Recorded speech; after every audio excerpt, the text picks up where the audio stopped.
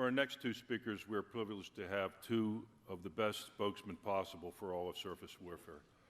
To have both the Director Surface Warfare Division and the Director Expeditionary Warfare Division together in the same briefing after our earlier session that just ended with Admiral Brown provides us unique opportunity to truly gain an appreciation and update on their vision for surface warfare.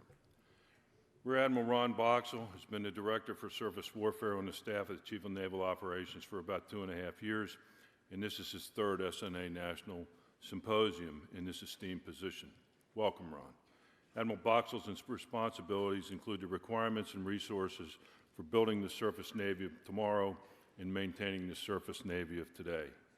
At sea, Admiral Boxall served on cruisers, destroyers, frigates, and DDGs. His major command was in Lake Erie. His first flag officer assignment was on the Joint Staff J5, and he later commanded Carrier Strike Group 3. Admiral Boxall has served on the OpNav staff, the Joint Staff, and in BUPERS. Major General Kaufman is Director Expeditionary Warfare Division on the staff of the Chief of Naval Operations and has been for about 16 months now. And this is his second SNA National Symposium in his esteemed position. He is responsible for developing and maintaining and guiding current and future expeditionary warfare requirements and resources. General Kaufman has commanded a Marine Aviation Squadron that deployed to Iraq and a Marine Expeditionary Unit that deployed on USS Boxer through 2 deployment cycles. As a brigadier, he commanded U.S. Marine Forces South, the Marine Component Commander to U.S. Southern Command. Prior to his assignment as N95, Major General Kaufman served as a Deputy Commanding General, 1st Marine Expeditionary Force, Commanding General, 1st Expeditionary Brigade. Please join me in welcoming Rear Admiral Ron Boxall and Major General David Kaufman.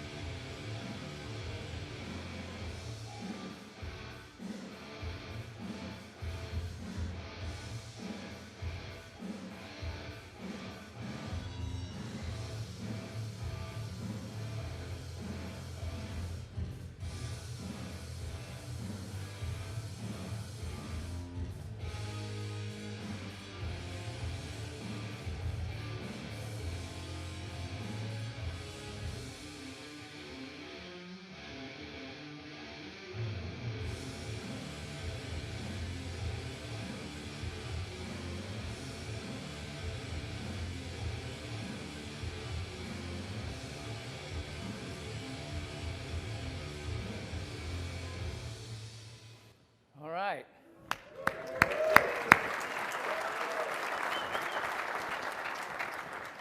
We didn't pay anything for that video. Yeah. Yeah.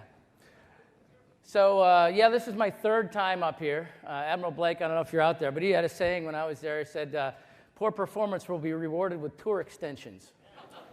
So I hope not to see you next year, at least not in this job. I'm also from New York, which I don't have any pictures of the New York sports teams up there. For those of you that have suffered with me, you share my pain. But I do have the greatest job in the Pentagon, I truly believe. These days, these are exciting times for surface warfare. And I got to tell you, I cannot believe what is, I've done none of this. In fact, if you look out there, I've got a lot of my team here. Please stand up if you're an N96. All right.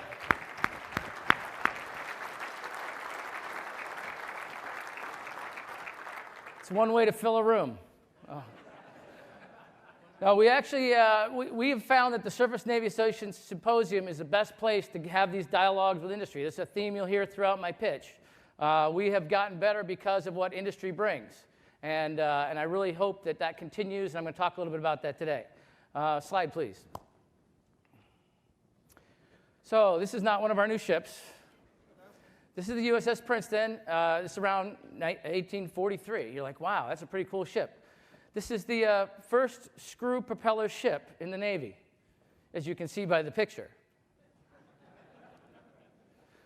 So I got this overwhelming sense as I was looking at this picture the other day, and I said, that just shows a little bit of what we're inclined to believe. We have the first steam propulsion ship with a screw under the surface of the water that can take us anywhere without regard for the wind. Double your speed anywhere you want to go. You can own it. You can go where you want to go. And what do sailors go to? They're going to sails because they know them and they love them, and it's got them there where they've been, and that's the culture we live in, right? Because our sailors are good and they like doing what they know. But we're going to change, and this is a time for change in surface warfare. If you heard Design 2.0 and you've seen the great power competition, we've got to change because we can't keep doing what we're doing now and expect that we're going to be able to pace the threats that will continue to come at us over the next many decades. Slide, please. So I'm going to talk to you a little bit about this. Some of you have heard some of this, but I'm going to try to baseline a lot of you here. Our goal here is to architect in surface warfare the future fleet, to do those things, to be this distributed maritime operations fleet, that networked, distributed force that is going to be able to carry out the nation's business on the waters so we can take the fight to the enemy. To do this, we got to change some things. We looked at a large surface capability evolution plan. I'll talk about the elements of that plan in a bit. We've also made some progress in a future surface force. We've stopped looking at what ship replaces that ship and started looking at the overall force. What is it that we need our ships to do? And now once we know that, how do I put as much capability to sea on a mixture of large, small, large unmanned, medium unmanned, and the capability that resides in the integrated combat system that weaves it all together? We need to get more common. I heard sparing. We need to get more common. I heard training. These are the reasons why we're doing what we're doing. We cannot continue to pay all these different streams of training. Every time we have a person that gets an NEC for a specific thing, we need to make it common. They should be able to go from any ship because we're using common equipment. At least is better than we have been doing in the past. So we have a unique opportunity now, and I'll talk to you about that. We're going to move to this integrated combat system. We are moving forward some very exciting initiatives that will virtualize the way we have done business in the past. And everybody's like, well, what's virtualize mean? I'll talk about that. But you're virtualized right now. All of you sitting here that are texting while I'm talking, first of all, it pisses me off. Second of all, you're getting up to date by the second when you get the software pushed to you. That's the future of going faster. That's the only way that we know how to do it. It's the way industry knows how to do it. All right? But we're not necessarily doing it that way today. All right? So we've got to continue to improve the speed with which we get capability to the sailor. And virtualization is key. I'm going to talk about the innovations in training. It's going to get more complicated. We are doing high-velocity learning. You can only do that with higher fidelity trainers in a more common environment. And we'll talk a little bit about that. And finally, the key element, we've talked a lot about it the last couple of years, but this continued push for offensive lethality. All right? We've been largely, in the last few years, we've focused on defense, protecting people, protecting things, protecting carriers. Yes, we're going to have to do all those things. We have to protect ourselves, but we are also going to push the fight to the enemy. That means longer range, faster, all those elements that will make us a better force inside our joint force. Slide. So first thing I'm going to talk about is architecture. When I was here my first year, I talked and I said, someone asked me, what is the replacement for the cruiser? Because everybody's worried about the replacement of the cruiser, as I am. We got this amazing DDG Flight 3 come out. That'll be a great ship. It's going to do everything we need. But what is the replacement for the cruiser? And my answer was, hey, the replacement for a cruiser may not be a cruiser. Because we were starting to think about the force differently. We were starting to think about what is it that we need at the large level that really only that ship should be able to do, and then push other capability to smaller platforms. So as you think about this architectural view, we don't really include unmanned in our view of that today, nor do we have a lot out there. We're doing some prototyping. But if you just look at this slide, it kind of gives you this sense that, with the surface force, we have a mix of payloads and a mix of sensors, and you have a command and control. On the large side, you need to carry big sensors. That's the big radar, the bigger number of missiles, You have to carry the command and control, the computing power that will keep you relevant and be able to carry the fight, whether you're independent, operating, whether you're with a strike group, or whether you're in a denied environment. So then you look down on the next level. What do we need? If you could take that, kind of distribute those payloads and sensors on smaller surface combatants. Let's look at the frigate, for example. On the frigate, we're going to have not as much capacity because we're going to have 32 VLS on it. And we're going to have a smaller radar, but it's a very, very good radar, and it's the same radar commonality, and it's networkable with the big radar. I like that future. So let's look at what that does for us, and let's look at the cost. And let's start doing that analysis and see where we find that right mixture of ships. And then go down to the next level. Let's look at our large unmanned. What payloads can we put on unmanned today that won't require as large a ship or the number of people, or we can use them in places where we don't necessarily want to put crews or ships in danger. And then even further down, you can look at those even smaller, and I argue there's probably another level lower of smaller things, both on the surface and maybe in the air, to provide you those sensors and those other piece parts to this larger surface force. So we are doing that analysis to say, hey, do we have it right? Today I have a requirement for 104 large surface combatants and a requirement for 52. As of today, I have 88 large surface combatants, and I have about 16 LCS, we just commissioned Wichita, and the rest are MCMs and PCs. So we're well short of that goal. So as we make ourselves more lethal, how can I get that to sea in the best, most effective use of our dollars, and also distribute that capability as long as we can, as far apart as we can, whenever I need to. Slide, please. So this is where people usually start texting. Don't do it. I'm looking for you. I'm going to find an example, and I'm going to bring you up here. No. So this is the SCEP. I'm not going to talk a lot about it, but I want you to know that if we turn that kind of surface capability evolution plan, that kind of, let's look at the view today, what it looks like today, what it should look like tomorrow. I think it should be more this way. Maybe I need some more stuff at this level to balance out the pyramid. But if you look at, what I have today, two things you should take away from this chart. One is that this is the blueprint of surface warfare from a platform perspective, and it is the basis by which we're starting to look at everything we do: weapons, people, commonality, training, what do we need forward? And so we're using this as a blueprint. You should also take that really the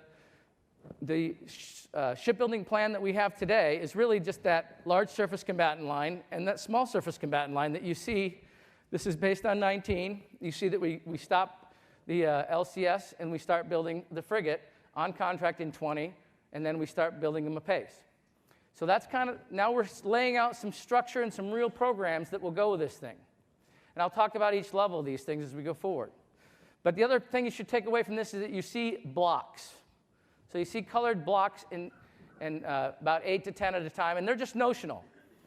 But as we've learned in this process of how we bring capability to sea, we find that we get a capability, and then we say, oh, that's really good. Let's go put it on a platform. Let's drive it the other way.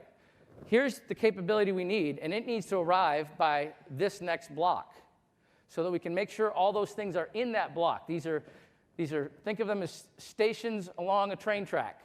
That's where you got to aim. So if you're producing capability, this is where I want it. So we can communicate to you, to the PEOs, the program managers. We get alignment on what we're producing when. Now, it may not be perfect, but we'll figure out what we can afford, what works well with technology, and modify the plan. And the same thing can be said going down one further. If you look at the integrated combat systems line, you see Aegis capability baseline, and then it turns into integrated capability packages. All right? Think of that as those are the upgrades that you're going to get on your iPhone or your Android device that we want to have meet at certain points. So we've pulled some of that out. It gets into the capability. As you know, we're not talking about that. But I want you to understand that we have a changed vision for how we're going to produce capability to ships at sea. Slide, please. Let's take the first one, the large surface combatant. This is an exciting one.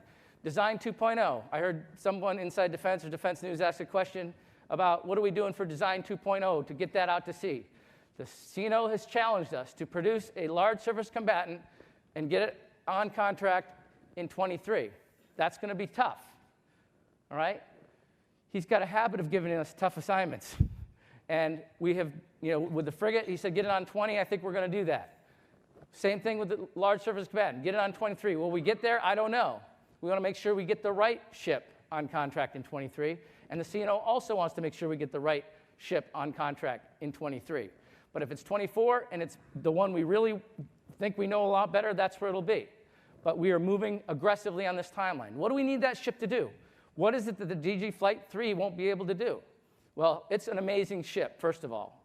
New radar on a hull we used to know. But the challenge for us is if we're going to change, and the future is changing very rapidly in a technologically advanced environment, then you've got the flexibility and the ability to change is a key core capability. Think about that. If we can't wait, we don't know what the future looks like, but we know it's going to happen faster. We have to have processes and ways to do it which achieve the capability a lot faster. And that's what we're going to do here is design in flexibility and adaptability with space, weight, and power to grow. We know there's going to be a need for power out there.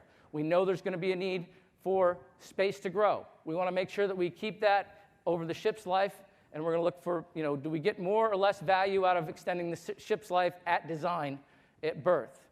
We'll see how that goes. Again, we're also going to, as we look at this ship, what do we need it to carry? The large things, the large sensor. Do I know if we're going to need a bigger? I don't know, but I sure want to be able to have room for it if it grows, right? What about weapons, platforms, or payloads? These payloads, they're changing all the time. We know VLS. Is VLS going to be good enough? Do we need room for a bigger VLS? Should we become longer range weapons? My answer, I don't know. But I don't want to find out later that we don't have room for it. So we're going to look for what we can do to put a larger VLS into those large surface combatants. And when we think about that, we think about our submarine brothers and sisters who are out there. We want to get common with the submarines if that makes sense. So we're looking at those things as well. This, to me, is a key part of what you need those large ships to be able to do. Slide. And then, of course, we go to the small surface combatant. A lot of people say, well, is the frigate really a small surface combatant? I said, yes, it is. Because we weren't sure when we went through from the frigate requirements evaluation team if we were ever going to be able to get the capability we thought we needed in that frigate as we looked at it. So we put out our requirements to industry, draft. We set RFIs. We had an industry day. We had some discussions here with a lot of you in this room. And we said, this is what we want. Can we get it? Can we get it in 20? Do you have a parent design out there that works? And as we went back and forth on that, my answer is I believe absolutely we're going to get the ship we want, and it's going to meet what we need a small surface combatant to do, which is it has to be able to be common. We're going to put a lot of government furnished equipment on this ship. This ship, as we have it envisioned with the systems on it, are very similar to what we have at sea today on our DDG Flight 2A. Very, very similar, without the VLS capacity. Okay? But we could always complement that capacity, perhaps in the future, if we look at combinations of platforms or maybe unmanned. Those are things we're going to look at. So this is the thinking that's coming out of the SCEP as our team's putting it together. We also have a dual crew model on here. The blue gold crew, we have oscillated back to a point where blue gold crew on LCS, after the LCS review, we think is the right answer. But what we do think is that from what we see, if we design the crew at the outset with an assumption that it's going to be operating forward with our allies somewhere all around the world, that we should do this with a higher operation availability, and we have blue gold crewing. There's two benefits to this. One is the operational availability of the ship, and number two is the off-crew hull time to train. Hear that again, the off-hull crew time to train. All we keep hearing here all week, and everywhere you go, you'll hear people say, I wish I had more time to train, we're putting stuff back in. How about designing a ship where it's got off-hull time to train? We're going to see if it works. We're going to try some of these things. We're going to use LCS, see how it works. As a side note, as we were doing the LCS, looking at all the different classes of ships, going through the training and reviewing during the RROC and the comprehensive review, a funny thing happened. We realized that the LCS crews were amazingly better at ship handling. And we're like, wow, we better go look at that. Statistically noticeable, significantly. We're like, why is that? Well, being a former frigate sailor, I felt very comfortable to say that, hey, it's because you get more reps and sets on watch. Makes sense, right? Fewer officers, you're going to get more stick time, you're going to get better, be a better ship driver. True. But what we're also figuring out is that, hey, we've got incredibly high fidelity trainers with LCS that we don't have on other places. So that hit home. That's a concept we'll carry forward in all our ship classes going forward. Slide. And then we get into unmanned. This is a bunch of bubbles because we're not really sure, but we've done some things already that tell us that you heard Admiral Brown talk about this is where you try stuff and you break it, okay? You try it, you put something else on it, say that was a good idea, that was a horrible idea, and you get it in the hands of the innovative folks. I'm not the innovator, all right? I'm real close to Social Security, okay? Innovation's happening elsewhere, right? Mostly people who are on their phones, not you people. You're just rude. Sorry, that was personal. That was outside voice. Apologize. So as we go forward in this concept of thinking about what we're putting at the large unmanned and then at the medium unmanned level, these are key pieces of this larger, what do you have on ships that you can get to see and you do it more cost effectively. You can try it and fail. It's cheaper to fail here. So we're going to do some of that when we start experimenting. Slide. So now we're moving into the virtualization piece in the combat system. Integrated combat system. Look, I've been an Aegis guy for a long time. All right, I was a combat systems officer in USS Ramage in 1993. And I'm a very proud Aegis person. But the fact is that we got to get faster with this really good thing. What have we done with Aegis? It's great. We have this common source library that can allow us to, once we get it, to start moving it around relatively quickly. That's the good news. The bad news is that it rides on, in a lot of cases, it rides on hardware that was designed when the software was. And it's taking us a long time to upgrade that hardware. And in doing that, you've seen the modernizations take a very long time. They've taken years and hundreds of millions of dollars to do. And we just don't think that, we got to get to a faster model. So how do we get this from the flip phone? And, in fairness, my mom texts me on a flip phone still. It works. But the reality is that she really can't do much else. And that software that comes with it, it doesn't, it upgrades. She's never going to upgrade that software. So at the end of the day, we need to move, and we're doing some initiatives. Go to the slide. Oh, I'm sorry, go back one. If you look in the lower right, virtualization is not buying new virtual twins. That's part of it. That's teaching us how to do it better. This is not a program of record. This is a new way of doing business. Taking this way we're doing it now and moving it into a new way of doing business. But those virtual twins are the way we're going to get it more quickly in the near term. And we're doing some experimentation out there right now. What's also very interesting is that virtual twin model is what we're using with the operational program. Remember I said we have kind of an operational common source library. We're taking that, loading it on the virtual twin and operating it. And that's the same way we're doing the training model you saw at the SIAT. Hold that thought. I'm going to show you that in a minute. So this way of getting business is not just about removing the hardware, although we do need to upgrade the hardware. At some time, you got to buy a new iPhone, right, or a new Samsung or whatever you're using. I notice you're all looking at me now. Yeah, thank you. So as we look at that new model that we're using, you got to buy a new phone once in a while. I never imagined a future where my wife would outuse 16 gigabytes of space on her iPhone, but it cost me this year.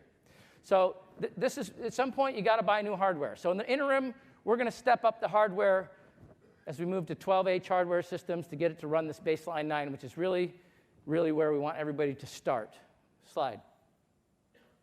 So let's talk about the virtual twin. This is exciting. And we kind of started this as a little bit of a, hey, let's go take this thing we're doing and how do we, speed up getting capability to fleet. And we took the virtual twin and we went out on a couple ships and we said, hey, let's go tap in. And we saw, hey, look, this kind of works like everything else does. It's just, it doesn't know it's better. The people on the ship, it was just kind of a passive tap. We did it. We do this stuff all the time. And we said, okay, well, let's go put it on a new ship. Let's go put it on, one of these new Flight 2A newest destroyers we have. And we went out and did it on the Ralph Johnson. And Ralph Johnson went out and she went through her workups as she usually does her C-squat, and we said, hey, let's run this thing kind of in parallel with the regular program. And whoa, we started getting some really good data back. Then we said, hey, wouldn't it be cool if we could take that and now shoot on a virtual twin? Because the implications of air throughout that force are huge. What we go with frigate, where we go with unmanned, man, this is exciting stuff. So we're going to try that. That's our next thing we're going to do. And if we can prove that, then every time we do one of these tests, we speed it up. I was talking to whoever's helping us do that today, and they came up and said, hey, every time you go faster, I don't know if I can keep up. I said, well, you better, because this is the key to us becoming a better fleet. Now, I say fleet, not just Aegis cruisers and destroyers. This is about amphibs and carriers, all who are in the network, all right? And frankly, moving it outward from there. Maybe it's allies. I don't know. But the potential is there, and this is where we're going. Slide. Innovation and training. This, to me, this SIAT, whoever came from CSCS, where are you? Awesome. Awesome. If you could get into SIAT, Combined Integrated Air Missile Defense, that's the I, ASW, trainer, worst acronym in the world, but amazing capability. I would challenge any of you to go in there, put you in a chair, and tell me you are not at sea. In fact, it's better than sea. I can't talk about why, but I'm telling you that it's better than what we have at sea. So the question becomes, why is it better than what we have at sea? If we can do this with a virtual twin, and we wrap this training system around it, you already saw the virtual twin. If we get that to sea, why don't we take that SIAT trainer and put it on the ship so you have an opportunity to train on the ship or in the trainer? There's only one of these out there right now. There's one in San Diego. There's one coming online in Norfolk this summer. But there are part task trainers that CSCS has in Dahlgren. And there's ASW pieces. And there's folks working here that put out this ODT, on-demand trainer. That's a great gap filler capability till we get whatever that's going to be. So we need all hands on deck pushing these capabilities. This is where we have to go. So now I have a virtual twin. I've got updated software that's the same operational program. I've got the training environment in. We're going to move the modeling and sim. We're going to put these in land-based places ashore, just like we have done with Aegis. And now you've got that fast environment where you go from, hey, what is the capability we need? You take the folks at SMITIC, you test it out, which just happens to be right next door to where SIAT is in San Diego. And then you say, let's try this out. You update the software, you spit it out to the ships, and that's the environment. Now we've got the way to do it. Now we just got to sharpen the saw. Slide. Oh, no, don't slide yet. Sorry. The other part of this is fleet training wholeness. This is not a Navy surface warfare initiative. This is a Navy initiative on where we plug in. We are really good at this on ships. We have a really good, you plug into a pier, you can operate at sea, you can do live and virtual, but you kind of hit a glass wall of fidelity, all right? We're going to the next level. We're breaking through that glass. SIAT can break through the glass. SIAT at sea can break the glass. We've got other places that can do it, but we are going to get SIAT to sea, and that will help us in the live, virtual, and constructive. We don't have the time, money, or opportunity to use the ranges for all the things we'd like to do. For the quality of training and the complexity of the environments we're operating in, we've got to be able to do this in a synthetic environment. But they have to be real, and they have to be updated, and they've got to be exactly what they're operating on their operational program. And that's what we're going to do. Very excited about this. Next slide. And then, of course, if you look up on here and you look, one of the key things for distributed lethality is taking offensive punch to the enemy. All right? It's also using missiles that have more than one thing they can do for you. It's also increasing use of active missiles. So you have not just the sensor providing the data to the missile, but also the missile. And that's good stuff for us. So everything you see here in yellow is what's coming out. And some of it's going to be very, very soon. But it's all offensive, dual mission, multi-mission, and or active. And that's where we need to be in the future, get all contributing to that networked, interoperated environment. And all those go in VLS, except for maybe if we go to some longer range missile, that'll probably be the only thing that goes in the large surface combatant. It's exciting. Slide, please. That's it. Open to questions, please. This has been something that our team has worked on for a while. Every time we throw a challenge at them, it comes back with something much better than I anticipated. We're going more quickly, and the program managers and the PEOs have been with us hand in glove. They are coming up with a lot of these ideas. PEO IWS is pushing virtualization. We started throwing a little bit back and forth, and they're going faster. Every time I say, whoa, and we have a plan, I say we change the plan, not because we can't afford it, but because we can do better. That's the culture of excellence we're creating, all right? It's urgency. It's real. And we are moving out. So, very excited in this job. If I am back next year, I'm thrilled to be here and talk to you all again. Thank you all for listening. I'll take your questions.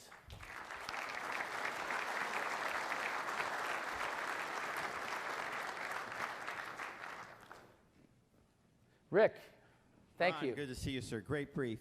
Any thoughts on putting SEAT in all the surface home ports similar to the Smitty for the submarine force? I don't know yet. Where'd you go? No. Back, sir. I got lights up here. I can't. Never mind. It was better you're sitting down. No, I'm good. No. Goodbye. No, but, I don't know the right answer. And the reason I don't know is it goes to throughput.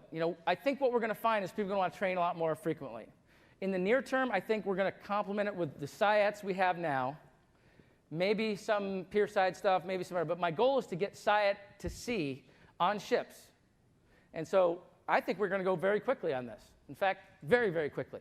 So I don't want to wait to build a building because I think we can do it faster and better, but we'll have to look at demand, look at how good it is. Did we really accomplish it?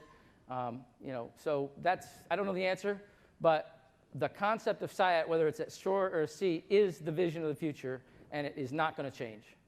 Great. Unless my friend from CSCS thinks you have. Do you agree with that? Absolutely. So are you like it? Absolutely. Ronald also just finished the pilot course last week, and the demand signals to me if they want to come. Yeah, so that's what I was afraid of. Everybody's going to want to use it. No, it's awesome. That's exactly what we want. So thank you very much. So hopefully I answered your question. You did. Just one comment on the fleet piece. I mean, I think it plays to mission planning, mission rehearsal, obviously post-exercise critique. There's all sorts of huge advantages by getting it on board ships. The advantage of keeping it in the schoolhouse, I think, though, is you have that dedicated time that we were talking about for other things. And it just gets real hard if you're in Pac Northwest and you don't have one. So that was the thought process. Yeah, so I think we are going to do that. So there'll be some complementary capability. And like I said, once it's out there, you can't not go on this and want more of it. The playback ability alone is incredible. All the things, I got some aviators in here. When we go out to Fallon, you sit there, you're done, and they run the debrief, and you see this, and you're like, oh, why don't we have that? We have it. It's here. And it is the future, and we are doubling down. And I do think demand's going to outpace our ability to put it out there, but I really want to go to the next level. The other thing we have to consider is we're not in that environment yet where all those ships can do baseline 9. And so that's another factor in this, is that it depends on how fast we upgrade the ships to determine the need and the balance and the throughput. Then you got trainers and all those other folks. So we'll get there. We're going to make it work. We're already going faster than we planned, and we're going to keep going. It's not comparatively in my portfolio for return on investment. It's off the charts. Hi, Connie Lee from National Defense Magazine. I was wondering if you could go into a little bit more detail about our preliminary requirements for the large surface combatant and whether or not the CDD for that is completed. Whether the what? CDD? Yeah. Yeah, great question. So perfect world, we'd be here today and we'd say, hey, let's come out and let's give you the CDD today as we know it, right? This is an iterative process that we did with the frigate. With the frigate, we came out and we said, let's go find a, we kind of knew what we wanted from the LCS going to a new frigate. So we started with the requirements there. Unfortunately, we built it with a modular design. So we brought that forward. And then we said, what else do we need? And so we kind of iterated a little. I said, I'd like this many VLS. Can we do it? And then we iterated with industry. We're not quite there yet, but we're really close. We're already going to start. We're already having some dialogues here about how you would put capability on what you would do, what you do differently. So we're starting the dialogue, but we'll get some more formal RFIs and things as we more clearly clarify the draft initial pre-CDD requirements. Because the reason I say all that is because I really don't care exactly what the exact parameters are yet. I want to identify trade space. And it's more important to me to get to the discussion quickly and say, no, that's off the charts. You're never going to get that. And find out from what we know already, what we can get better at, and then also talk about technological maturity of things we need. So we're not quite ready yet, but I think we're already going to have some dialogue here because of what we know already, and we'll refine that. So, but we're talking, initial RFIs in a matter of weeks and months, rather than it's not going to be we're close to the first dialogue. Thank you. Hi, sir. Thanks very much. You passed over the unmanned portion pretty quickly, and I saw a picture of the Sea Hunter up there. I wonder if you could elaborate a little bit on either the experimentation you're doing or the future experimentation you want to do with the Sea Hunter or other large unmanned platforms that might come into existence. Thanks. Yeah, so I would love to talk to you a lot about that, but again, it's one of the things we're not talking about is a lot of specifics on capability, but let me give you just an example of the types of things. When we have Sea Hunter out there, she's out there operating. We're trying to get her to operate in an autonomous environment. Hey, go out there. Some poor person has to sit on that thing and follow it around in case anything goes wrong. So that's the worst job in the world, all right? But in the meantime, we're learning. We're learning about reliability of systems. We have to, if it's going to be out there operating all the time, high operational availability, then we got to make sure the systems are reliable. So we're learning about reliability. We're learning about payloads. I can't get into too many of them, but suffice it to say, if it's on a ship today, that's the same type of thing we're doing on the unmanned platforms. We just want to do it a lot less expensively and maybe in more places, capability for dollar, right? So we're already learning a lot. We've already got the fleet involved. We've already got Schmidtick involved. Schmidtick, I did it again. Schmidtick, sorry. You know why I'm confused, some of you, yes. But I think at this point, getting the innovators into the concepts of employment and rapidly getting a capability, trying it out, and see what pays is really exciting. Do you have a timeline for when you think you might be able to speak more about a capability that you've developed? Tuesday. Okay. No. It's Tuesday. No. Sold. To be honest with you, I don't see us talking a lot about the capabilities that are going to go on it. We'll talk a little bit about how it's being used, where it goes, but no, this is again one of those special sauces that I see a lot of exciting things coming out of, and I think that we're probably not going to talk a lot about the capability. I know, are you in the press? Yes, Patrick Tucker, Defense One. Of course, yes. Yeah. So, no, I know you'd like me to say more. I'd like to say more, but I can't. So, okay. But we're excited about it, and you will see some things, but not too much. Okay, thanks. Yeah. Okay, well, I think I have one more question. Just one quickie, if I could. Steve Woodall, former naval person. I was fascinated by the advances you're making in ship-level training. I think it's a long time coming, but I'm sure you've already thought of this, but to what extent are you thinking about integrating these various capabilities into battle force level training, where there is a large gap, in my experience, to help train battle force staff? Yeah, so as you looked at the fleet training wholeness piece that you saw up there, I flashed it up there. I didn't get into stave or any of those other pieces. I would love to show you great videos of how we can take technicians, instead of ripping apart every pump, we can put one real pump in a classroom, 15 people on a simulated one, pull that apart with an instructor that can give them their qualified. These guys are showing up on ships. Their chiefs are saying, I never even knew that till I was a senior chief. So as far as your question goes, the fleet training wholeness piece is where we'll determine what we need for battle force training. And where that fits with all the things you've seen so far is work that we got to continue to evolve. So I don't know the right answer today, but I do see more of this coming out. You got a couple online questions or something? Admiral McCullough is my old boss. I promised I wouldn't talk about the time I had a kidney stone on his desk. Yeah, and I told him to go back to work. Thanks, Ron. Yeah. Is carrying the Air Defense Commander still a requirement for the next large surface combatant? So carrying the ADC, the Air Defense Commander. Oh, great. So yeah, so when you look at the large surface combatant requirement, one of them is going to be we say Air Defense Commander requirement today as we know it. So the DDG Flight 3, we did put the requirement in there to be able to house an Air Defense Commander as we know it today. I don't know, we'll talk about it, but I'm pretty sure we'd probably have a commander like we do today on a cruiser, but it will have the capability in the platform no matter what we decide to do it. And it's funny, when we came up with that question a couple years ago, I got all the cruiser COs like me in the room, and I said, hey, would you rather have this cruiser with this baseline capability or that new one? And the answer is we all said DDG Flight 3 by far. But the idea that we're building a flexibility in the large next large surface combatant, to be able to take a warfighter commander, whether it be air defense, strike, IW, whatever it may be, and so those are things we're evaluating. Good question. Great, thanks. And one more. There's been much attention given to the use of artificial intelligence across the Defense Department. How do you see the Surface Navy leveraging AI across the fleet? Well, I've been employing artificial intelligence for years. Haven't we all? No, so the part of this, so as I said, when you design the platform, we're considering the space, weight, power, and things that you need to have an AI environment. That is not obviously those types of things are coming out of our networks, but this is on these teams of our requirements evaluation teams, our members of N2, N6 that do those requirements for us. They determine computing power. They determine the types of standards that we are going to employ that will interoperate with everybody else. So we don't own all those requirements. But how it's done and to be able to do it on these ships and to how much computing power, when you look at the large surface combatant, we believe this is going to be a pretty significant at-sea computing power if we're going to do that type of work on the ship. And that's in the trade space. If we are, here's what you need. If you're not, here's what you save. We'll have those discussions when we learn more about what it needs. So, good question. Anyone else?